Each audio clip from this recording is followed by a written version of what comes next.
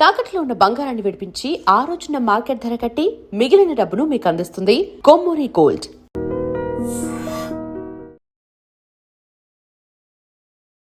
నమస్కారం, మీరు చూస్తుంది ఐ డ్రీమ్. నేను మీ కీర్తి. శ్రీరామనవమి రాబోతుంది కదా, మరి అసలు నవమి ఏ రోజు చేసుకోవాలి? 26, 27? దీంతో పాటుగా చాలా అనేక రకాల ధర్మ సందేహాలు ఉన్నాయి. ఈ రోజుని ముఖ్యంగా ఎలా సద్వినియోగం చేసుకోవాలో ఇలాంటి వివరాలన్నీ తెలియజేయడానికి మనతో పాటు ప్రముఖ ఆస్ట్రాలజర్ బ్రహ్మశ్రీ నందిబట్ల శ్రీహరి శర్మ గురుగారు ఉన్నారు. నమస్తే గురుగారు.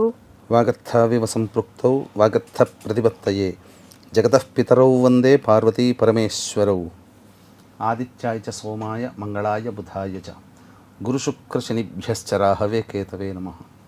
శృంగేరి జగద్గురు పీఠాధిపతులకి, కంచి పీఠాధిపతులకి నమస్కారములు తెలియజేసుకుంటూ కార్యక్రమాన్ని ప్రారంభిద్దాం. గురుగారు, ఉగాది వెళ్ళిపోయిన పినవటే అందరం కూడా శ్రీరామనవమికి ఎదురు చూస్తూ ఉంటాము. అసలు మరి ఇప్పుడు కూడా కన్ఫ్యూజన్ వచ్చింది. 26, 27 ఏ రోజున పండగ జరుపుకోవాలి అన్నది మొదటి ప్రశ్న. మనకు శ్రీరామనవమి 26, 27 అంటే ఎందుకు వచ్చింది ఈ రకమైన కన్ఫ్యూజన్ అంటే, ప్రధానంగా కళ్యాణోత్సవం జరుపుకునేటువంటి ఆచారం మన తెలుగునాట ఎక్కువగా ఉంది. అనాదిగా వందల సంవత్సరాల నుంచి కూడా ఉంది. ఇక మనం గమనించుకుంటేనమ్మా, ఈ శ్రీరాముల వారు జన్మించినటువంటిది నవమి తిథి కాబట్టి జన్మతిథిని అనుసరించి చేసుకునే ఆచారం ఉన్నటువంటి వాళ్ళకి ఒక రకంగా జన్మ నక్షత్రం. ఎందుకనంటే ప్రధానంగా జనన మరణాలకి సంబంధించినటువంటిది ఆచార వ్యవహారం మన సనాతన సాంప్రదాయంలో మాత్రమే ఉంటుంది. పుట్టినరోజు జరుపుకోవడం అనేటువంటిది తిథిని అనుసరించి కంటే కూడా జన్మ నక్షత్రాన్ని అనుసరించి జరుపుకోవడం అనేటువంటిది సబబుగా వస్తుంది. మనకు అనాదిగా చూసినా మనం ఏ మాసంలో అంటే ఇప్పుడు ఇంగ్లీష్ గ్రెగోరియన్ క్యాలెండర్ ప్రకారం ఉండేటువంటి నెలలు కాకుండా సెప్టెంబర్, అక్టోబర్లు అట్లా కాకుండా చైత్ర, వైశాఖ, జ్యేష్ఠ, ఆషాఢ ఎలా అయితే ఉన్నాయో అలా తెలుగు మాసాల ప్రకారముగా ఏ నెలలో మనం జన్మిస్తామో ఆ నెలలో మనకి ఏ నక్షత్రంలో జన్మిస్తామో ఆ నెలలో ఆ నక్షత్రం ఉన్న రోజున పండుగ జరుపుకోవడం అనేటువంటిది శాస్త్రీయపరమైనటువంటి ఆచారం. మరణించినప్పుడు మాత్రం ఏ నెలలో మరణిస్తామో ఆ నెలలో ఏ తిథిలో మరణిస్తామో ఆ తిథి నాడు జరుపుకొని ఆ తిథి ప్రకారము పిండ ప్రదానాది కార్యక్రమాలు ప్రతి సంవత్సరం జరుపుకుంటూ ఉండడం ఇది ఆచారం. ఇది సబబుగా అనిపిస్తుంది. కానీ పుట్టినరోజుని చాలామంది జన్మతిథి రోజున జరుపుకుంటారు. ఈ జన్మతిథిని శ్రీరామనవమిగా భావించినటువంటి వాళ్ళు జరుపుకునేటట్టయితే శ్రీరామనవమిగా 26వ తారీఖు రోజున జరుపుకోవడం అనేది సముచితం. ఇక జన్మ నక్షత్రం ప్రకారము జరుపుకోవాలి అని అనుకున్నప్పుడు 27వ తారీఖు రోజున పునర్వసు నక్షత్రం ఉంటుంది. ఆ రోజున జరుపుకోవడం అనేటువంటిది ఆచారం. ఎందుకనంటే ప్రధానంగా 26వ తారీఖు రోజున 10:50 ఉదయం అష్టమి వెళ్ళిపోయి నవమి వస్తుంది. ఆ రోజు ఆరుద్ర నక్షత్రం సాయంత్రం వరకు ఉంటుంది. కేవలం నవమి తిథి మధ్యాహ్నం సమయంలో ఉంటుంది కాబట్టి ఇక దానిని మనం 26వ తారీఖు నవమిగా అనుకుంటే అది స్మార్తులు జరుపుకునేటువంటి విధంగా నవమి తిథి అయ్యుండి శ్రీరాముల వారు జన్మించిన నక్షత్రం పునర్వసు నక్షత్రం కూడా ఉన్నటువంటి కారణం చేత 27వ తారీఖు రోజున శ్రీరామనవమి జరుపుకోవడమే సముచితము. పైగా మనకు గమనించుకున్నట్లయితే శ్రీరామ నవమి రోజున జయంతి ఉత్సవాలు జరుపుకుంటారు భారతదేశ వ్యాప్తముగా. నార్త్ సైడ్ చూసుకున్నా ఎక్కడ చూసుకున్నా.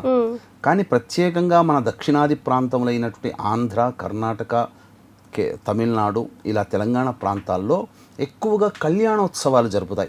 ఎక్కడ కూడా కళ్యాణం అనేటువంటిది శ్రీరామ నవమి రోజున జరుపుకోవడం అనేటువంటిది లేదు. వాస్తవానికి చెప్పాలి అని అంటే పుట్టినరోజు కానీ వాస్తవానికి చెప్పాలంటేనమ్మా సీతారాముల వారి కళ్యాణం జరిగింది ఫాల్గుణ పౌర్ణమి రోజున జరిగింది.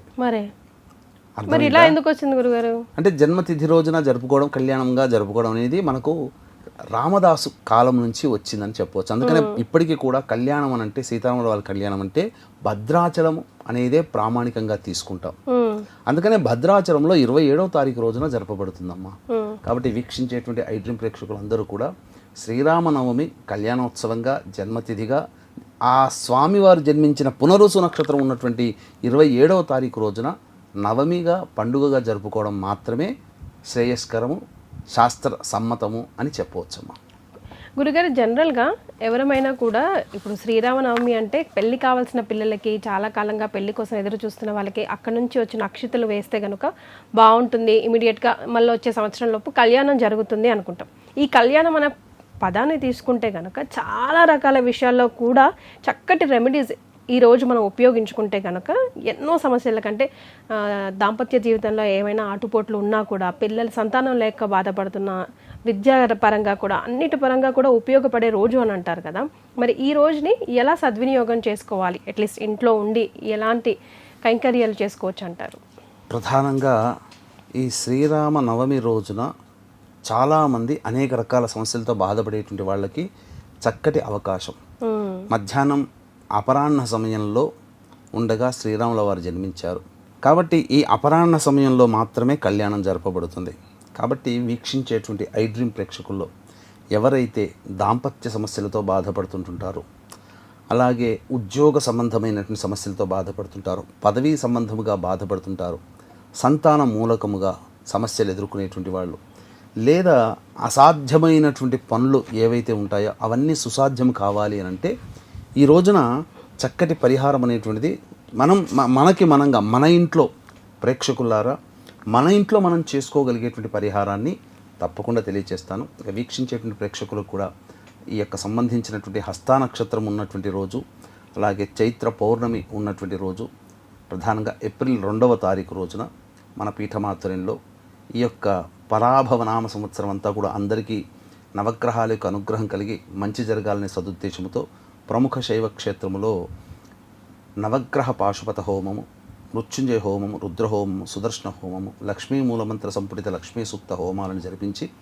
శక్తిపాతము చేసినటువంటి కరుంగలి మాల ఇవ్వడం జరుగుతుంది. అవకాశం ఉన్నటువంటి వాళ్ళు 2వ తారీఖు మధ్యాహ్నం 3 గంటల లోపల మీరు గోత్రనామాదులు నమోదు చేసుకోవచ్చు. గమనించుకున్నట్లయితేనమ్మా ఈ రోజున ప్రధానంగా స్వామివారి కళ్యాణంలో పాల్గొనాలమ్మా. ఎందుకనంటే ఎక్కడ కళ్యాణం జరుగుతుందో అక్కడ పార్వతీ పరమేశ్వరుల యొక్క అంశం ఉంటుంది.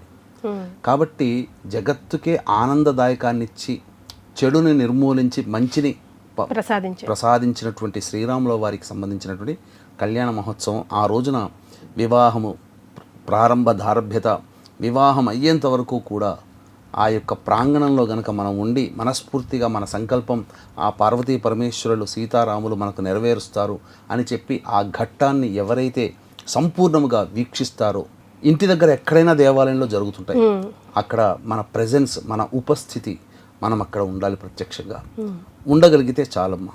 ఆ సమస్య ఆ ఉత్తర క్షణంలోనే పరిష్కార మార్గం మనకు లభిస్తుంది. దైవం మానుష రూపేణ మనుష్య రూపంలో దాంపత్య సమస్యలు ఎదుర్కొనేటువంటి వాడు కానీ, ఉద్యోగ సమస్యలు ఎదుర్కొనేవాడు కానీ, ఇలా చెప్పినటువంటి అన్ని రకాల సమస్యలకి ఆ యొక్క శ్రీరామ నవమి రోజున జరగబడేటువంటి కళ్యాణ మహోత్సవంలో మనం కూడా భాగస్థులు అవ్వడం. ఏ విధంగానైనా కళ్యాణమైనా మనం జరుపుకోవచ్చు, అలాగే మనం కూడా భాగస్థులు కావచ్చు. ఏదైనా ఒక కైంకర్యంలో మనం ఆ స్వామివారి కళ్యాణంలో పార్టిసిపేట్ చేస్తే చాలా మంచిది.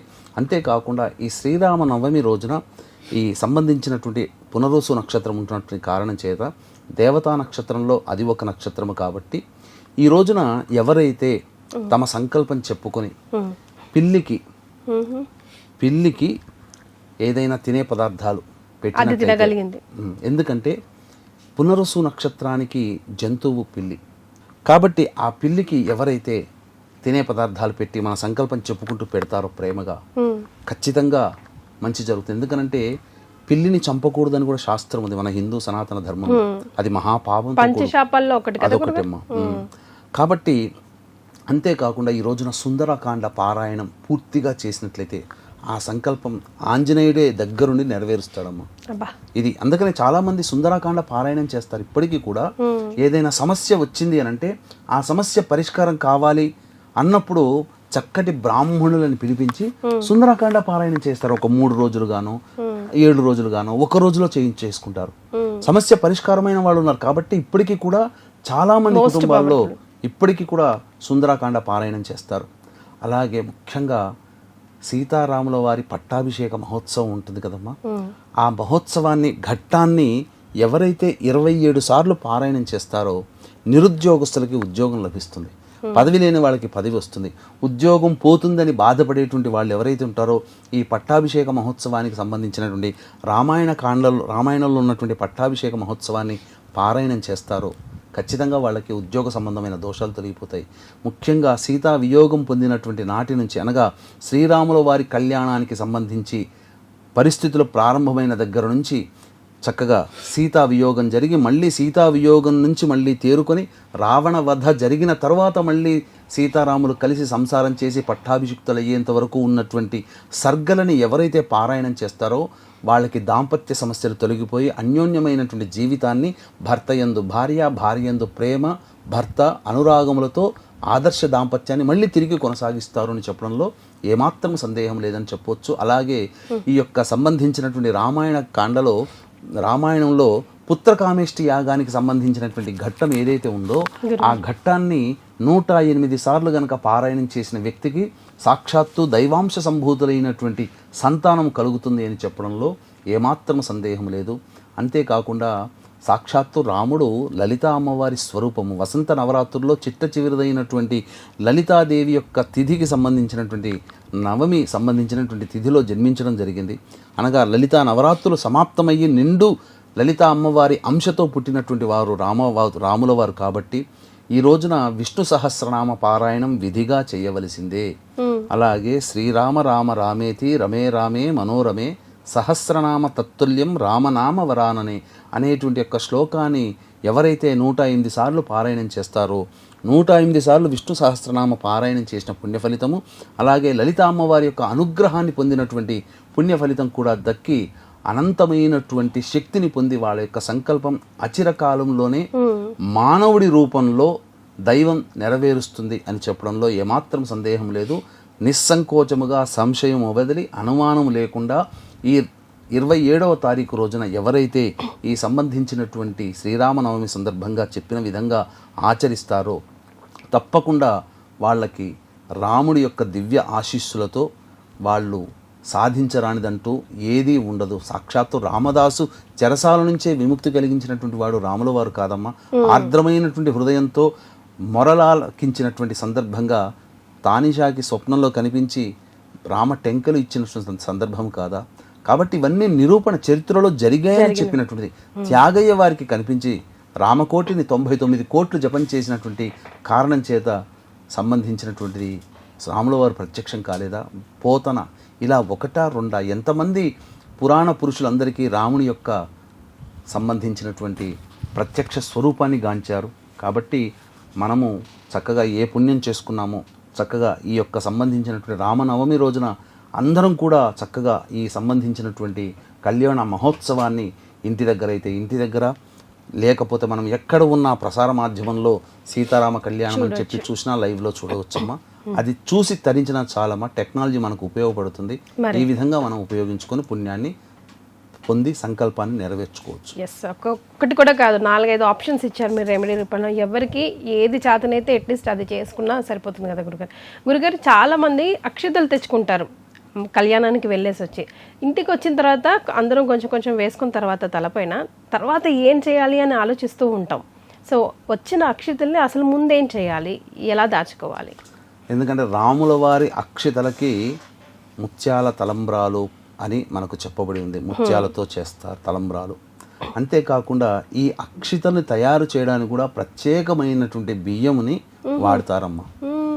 ఎక్కడ పడితే అక్కడ ఏ బియ్యాన్ని పడితే ఆ బియ్యాన్ని తీసుకురారు. దీనికోసం ప్రత్యేకంగా పండిస్తారు. పైగా ఎటువంటి కోతలు లేకుండా ఉన్న బియ్యాన్ని మాత్రమే వాళ్ళు తీసుకుంటారు. తీసుకొని ప్రత్యేకంగా ఆ తలంబ్రాలని ఆ బియ్యంతో తయారు చేసి తలంబ్రాలుగా స్వామివారి కళ్యాణంలో వాడతారమ్మా. ఈ బియ్యాన్ని మనము సంపాదించుకోవడానికి గవర్నమెంట్ మనకు ఎండోమెంట్ డిపార్ట్మెంట్ వల్ల మనకు అనేక రూపాలలో మనకు పోస్ట్ ద్వారా మనం పొందవచ్చు, ఆర్టీసీ డిపో ద్వారా మనం పొందవచ్చు. కొంత రుసుము చెల్లిస్తే మన ఇంటికే వచ్చేస్తాయి. ఈ వచ్చినటువంటి అక్షితలని చక్కగా ఒక మంచి భరిణెలో పెట్టుకొని పూజా మందిరంలో పెట్టి పూజ చేసుకొని మనం వాడుకునే మిగతా కొన్ని అక్షింతల్లో కొన్ని అక్షితలు కట్టి వేసి మనం ఏ కార్యం మీద వెళ్తున్నామో ఆ కార్యము దిగ్విజయంగా సాగాలని చెప్పి రాముల వారిని సీతా అమ్మవారిని హనుమంతునితో సహా, భరత శత్రుఘ్నులతో సహా, లక్ష్మణుతో సహా మనం సంకల్పం చేసుకొని అక్షితలు తల మీద వేసుకొని ఇంటి నుంచి బయటికి వెళితే ఆ కార్యం దిగ్విజయం అవుతుంది. ఇక మిగిలినటువంటిది మీరు అడిగారు, కొన్ని మిగులుతాయి కదండి, ఏం చేయాలి? అవి చక్కటి శుభ్రమైనటువంటి పట్టుగుడ్డలో కానీ, చక్కటి శ్వేత వస్త్రంలో కానీ, లేదా ఆకుపచ్చ ఎరుపు వస్త్రంలో కానీ చక్కగా మూట కట్టి కొన్ని ముత్యాలు కూడా జత చేస్తే చాలా మంచిది. గవ్వలు, లక్ష్మీ గవ్వలు, గోమతి చక్రాలు కూడా జత చేస్తే చాలా మంచిది. ఈ సంబంధించినటువంటివన్నీ మూట కట్టి పూజా మందిరంలో పూజ చేసిన తరువాత రాముల వారి రామాష్టోత్తరంతో పూజ చేసుకొని తదనంతరం గల్లాపెట్టెలో కానీ బీరువాలో కానీ కనుక పెట్టుకున్నట్లయితే ఈ సంవత్సరం అంతా మళ్ళీ తిరిగి వచ్చే శ్రీరామ నవమి వరకు కూడా ఆ యొక్క సంపద అభివృద్ధి ఎప్పుడూ ఉంటుంది, కరిగిపోదు, తరిగిపోదు. ఆనందంగా చక్కగా కుటుంబంలో పిల్లా పాపలతో సంతోషకరమైనటువంటి విజయ యాత్రని కొనసాగిస్తారని చెప్పడంలో ఏమాత్రం సందేహం లేదని చెప్పవచ్చు. ఎస్ గురుగారు, ఇన్ జనరల్గా అష్టమి నవమి ఈ రోజుల్ని అవాయిడ్ చేస్తూ ఉంటాం ఏదైనా మంచి కార్యక్రమాలు చేయాలంటే. అలాగే శ్రీరాములు వాళ్ళు పుట్టింది ఇక్కడ ఈ రోజే, అండ్ దెన్ మనం పుష్యమి నక్షత్రానికి కూడా చాలా విలువిస్తాం. కానీ ఎందుకు మరి నవమిని అవాయిడ్ చేస్తాం? మంచి రోజే కదా, ఆయన పుట్టినరోజు అంటే ఇంకా మంచిది కదా. సంబంధించి మనకు అష్టమి నవమి తిథులు అనేటువంటివి సాధారణంగా శుభమైనటువంటి కార్యక్రమాలకి మనం సాధారణంగా వర్జిస్తాం.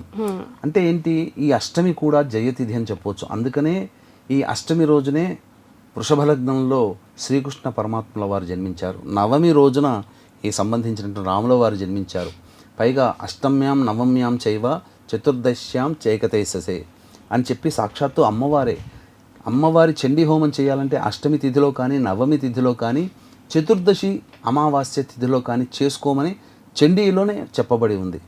కాబట్టి ఈ అష్టమి నవమి అనేటువంటిది మనకు సాధారణంగా వర్జిస్తాం అంతవరకే తప్ప చెడు అని కాదు. కూడా ఎక్కువ కష్టాలు పడ్డారని అలా కాదు, వాళ్ళ యొక్క జాతకాన్ని ప్రకారం ఉంటుంది. తప్పకుండా మీరు సమయం సందర్భం మాటల్లో వచ్చింది కాబట్టి శ్రీరాముల వారి జాతకాన్ని సశాస్త్రీయంగా మనం ఇంకొక వీడియోలో తప్పకుండా తర్వాత చేద్దామమ్మా. అందరికీ కూడా శ్రీరాముల వారి కంటికి కనిపించేటువంటి శుభలక్షణాలతో పాటుగా శ్రాముల వారికి ఎన్ని కష్టాలు ఎన్ని పడ్డారు అనేటువంటిది కూడా, ఏ గ్రహ ప్రభావం వల్ల ఇన్ని కష్టాలు అనేటువంటివి కూడా కలిగాయి అనేది మనం సవివరంగా మన ఒక వీడియోలో మనం వీడియో చేద్దాం. అష్టమి నవములు అనేటువంటి విధానంలో మనం ముహూర్తాలకు మాత్రమే వర్జించడం జరిగింది తప్ప అది కేవలం అది శుభము అశుభము అని మాత్రం కాదమ్మా, శుభమనే చెప్పవచ్చు. ఇది పైగా శుక్లపక్షంలో వచ్చే అష్టమి నవములకి చాలా ప్రాధాన్యత ఉంటుంది. తర్వాత కృష్ణపక్షంలో అష్టమి నవములని వర్జించమని మనకు ముహూర్త శాస్త్రంలో చెప్పబడింది. కాకపోతే దీన్ని తప్పుగా అర్థం చేసుకొని చెప్పినటువంటి మహర్షులు మనకు కరెక్ట్గానే చెప్పారు, కానీ శుక్లపక్షంలో కూడా దాన్ని యాడ్ చేసుకోవడం వల్ల అది దోషప్రదంగా మనకు కనబడుతుంది. కానీ అష్టమి నుంచి మళ్ళీ తిరిగి పౌర్ణమి ముందు అష్టమి నుంచి పౌర్ణమి తర్వాత అష్టమి వరకు చంద్రుడు వృద్ధి చెందుతూ క్షీణిస్తూ ఉంటాడు. కాబట్టి చంద్రుని కళలు బాగా పెరిగేటువంటిది అష్టమి తిథి నుంచి. కాబట్టి శుక్లపక్షంలో అష్టమి తిథి నుంచి పెరుగుతుంటాయి. కాబట్టి శుక్లపక్షంలో అష్టమి నవములకి దోషం లేదు. వివాహ ముహూర్తాలు కూడా చెప్పబడ్డాయి.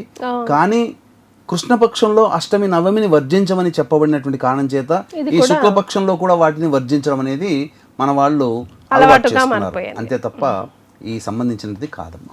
చాలా సంతోషం గురుగారు, చాలా విలువైన సమాచారాన్ని ఈ వీడియో ద్వారా ఐడ్రీమ్ ప్రేక్షకుల కోసం అందించారు. ధన్యవాదాలు. సర్వం Shri Umamaheshwara పరబ్రహ్మార్పణమస్తు. And for more videos, please subscribe to iDream. Please subscribe to iDream. Please subscribe iDream. And please subscribe to iDream. For more videos, subscribe to iDream. please like, share and subscribe to the channel. Congratulations, iDream. Subscribe to iDream. Subscribe to iDream. So subscribe to iDream Media. iDream ki iDream team andarki huge congratulations. Please subscribe iDream Media. Please subscribe to iDream. Subscribe iDream. Please subscribe to iDream. iDream అంటే నా కళల ఛానల్ను subscribe చేసుకున్న నోరు తిరుగుతలేదు, మీరైతే గంట గుర్తు కొట్టండి. For more such videos, please subscribe to iDream.